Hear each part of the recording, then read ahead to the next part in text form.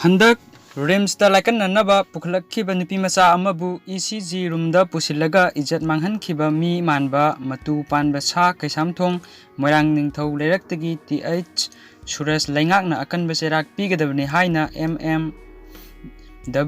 na takshallakli ngasi minuthong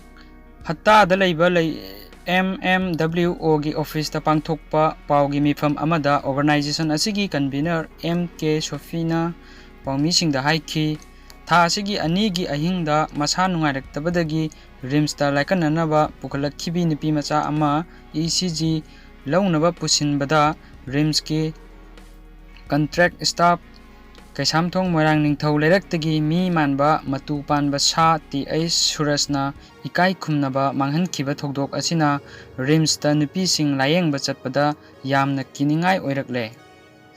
Thokriba thokdok asi rims ki authority na sectionba watpa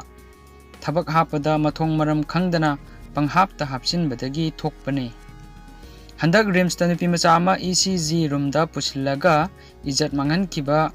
Suresh gumba matu panba sa asigumba leiramgadra haina khanbadagi nupi sing amata rims ta layengba chatpada kirakpagi maram oihalle maram asina